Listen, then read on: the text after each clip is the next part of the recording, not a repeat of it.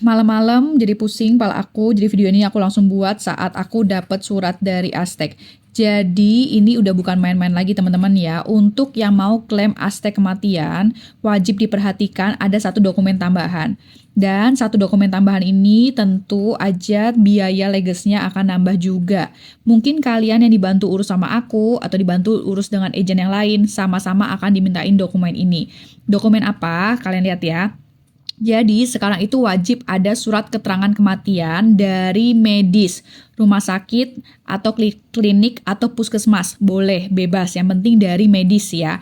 Nah, kalau kalian punya surat keterangan kematiannya, tapi dari lurah atau kepala desa, atau RT RW, itu nggak bisa. Karena Teto dan Aztec akan menyangkal. Mereka itu kan bukan orang medis, kenapa kok bisa memberikan surat kematian? Ya, jadi ingat, surat kematian harus dari medis. Nah, kenapa kok ada lagi peraturan seperti ini? Karena akhir-akhir ini banyak banget yang ngurus klaim Aztec kematian. Bener loh ya, aku aja ngurus hampir 100-an, ini PMI di Taiwan orang tuanya meninggal. Entah kenapa di tahun ini banyak banget ya yang ngurus. Kayaknya sih karena memang lagi butuh duit ya. Meninggalnya udah dari berapa tahun yang lalu, tapi baru urusnya tahun ini. Maka dari itu, Aztec merasa kok banyak banget yang tahun ini klaim kematian ya. Jadi dia mewajibkan harus ada dokumen tambahan ini. Nah, kalau misalnya dulu udah pernah mengajukan tapi belum ada dokumen tambahannya, kalian tunggu aja ya. Kalau misalnya nggak ditolak berarti lolos. Tapi kalau misalnya kalian dapat surat cinta dari Aztec ya, harus diterima dan segera dibuka, dibaca. Yang diprosesnya bareng aku, segera fotoin ke kita. Karena Aztec sekarang akan kirim surat cintanya atau surat pemberitahuannya langsung ke alamat kalian, sesuai yang kalian infokan ke aku, biasanya alamat mes atau alamat pabrik. Jadi kalau dapat surat cinta, langsung dibuka. Kalau kalian nggak ngerti bacanya, langsung fotokan ke aku, gitu ya.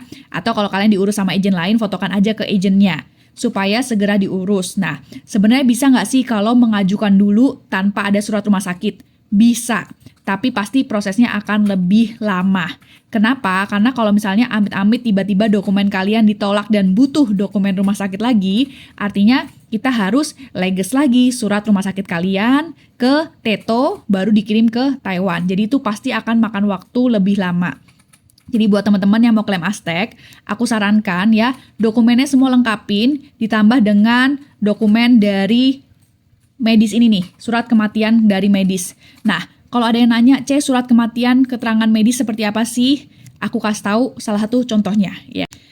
Ini salah satu surat kematian ya, keterangan kematian dari rumah sakit. Ya, lihat nih, RSUD ya, rumah sakit.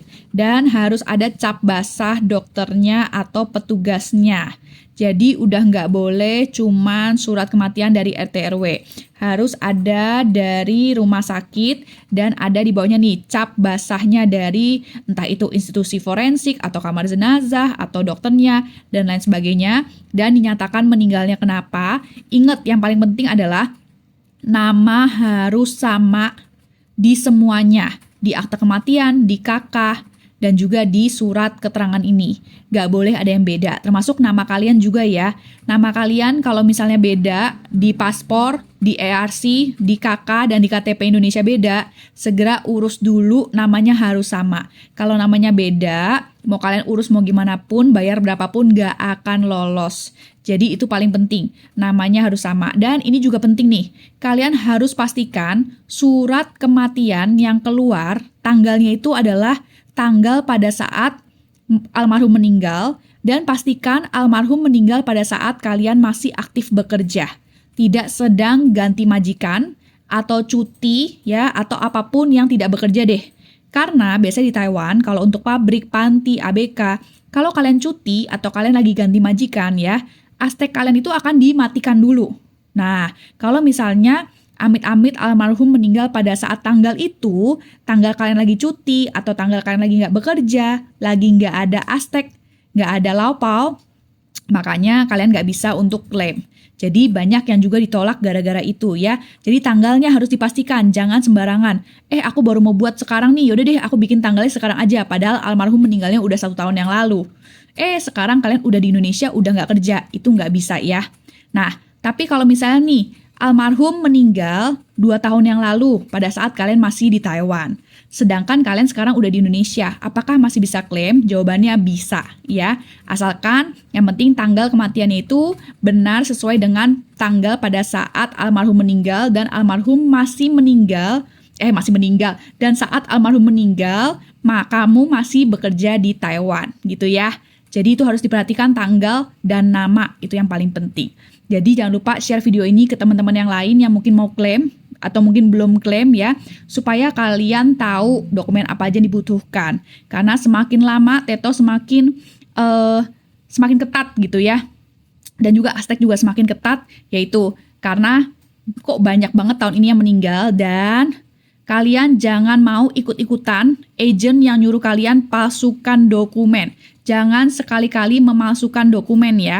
Itu haram hukumnya. Kalian nanti proses lagi dimanapun gak akan cair. Karena ada nih, satu PMI yang dia minta tolong aku untuk bantu cairin.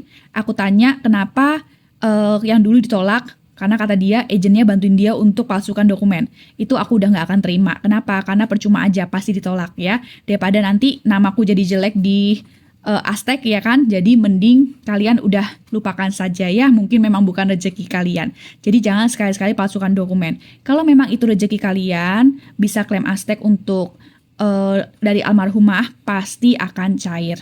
Jadi ikuti saja prosedurnya. Oke? Terima kasih semuanya. Jangan lupa share video ini ke teman-teman kalian ya.